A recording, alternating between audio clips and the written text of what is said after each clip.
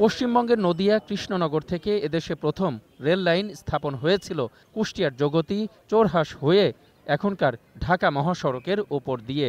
পরে মোহিনী মিলের কাপড় রপ্তানির সুবিধার্থে জগতী থেকে রেল লাইন চলে যায় একেবারে মূল শহরে। দিনে দিনে মানুষ বৃদ্ধি হওয়ায় সেই রেল লাইন এখন উন্নয়নের পথে প্রধান অন্তরায় হয়ে দেখা দিয়েছে।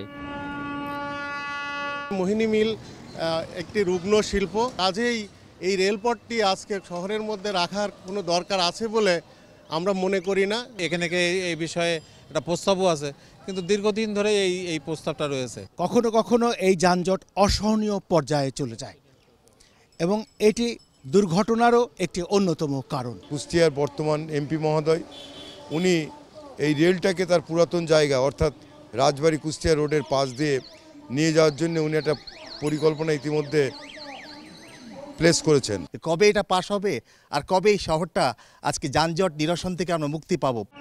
শহরের 5.5 কিলোমিটারের মধ্যে রয়েছে 13টি রেলগেট। ট্রেন চলাচলের কারণে এসব গেটের দুপাশের জট ছড়িয়ে পড়ে শহরের অনেক দূর পর্যন্ত।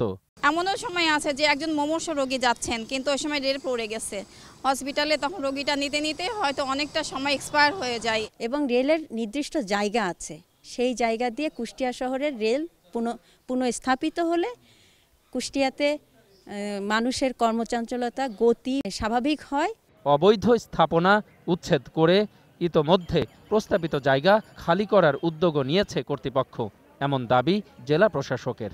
প্রতিনিয়ত কিন্তু প্রচণ্ড ট্রাফিক জ্যাম হয়, এমন এখানে ইতিপূর্বে কয়েকটি দুর্ঘটনাও ঘটেছে। একটাকে অনুমোদন হয়েছে, টেন্ডার হয়েছে এবং খুব দ্রুতই কাজ হবে। দীর্ঘদিন এটা পেন্ডিং ছিল এবং এই সরকারই দ্রুত এটাকে বাস্তবায়ন করতে যাচ্ছে। নতুন লাইন স্থাপন হলে যেমন যানজট থেকে রক্ষা পাবে শহরবাসী, তেমনি কর্মঘণ্টার ক্ষতিও হবে না শত শত মানুষের। কুষ্টিয়ার যানজট কমাতে শহর থেকে রেল আগের পুরনো জায়গায় স্থাপনের কথা থাকলেও তা আজও হয়নি। প্রিয় দর্শক, আপনার চারপাশে নানা সমস্যা আর ভোগান্তির চিত্র তুলে ধরবে 21শে টেলিভিশন। এসব তথ্য জানাতে ফোন করুন, এই নম্বরে পৌঁছে যাব। আমি অখিল পোদ্দার, আর 21শে টেলিভিশনের ক্যামেরা আপনাদের দুর্ভোগ দুর্দশায় সবসময় পাশে আছে। 21শে টেলিভিশন।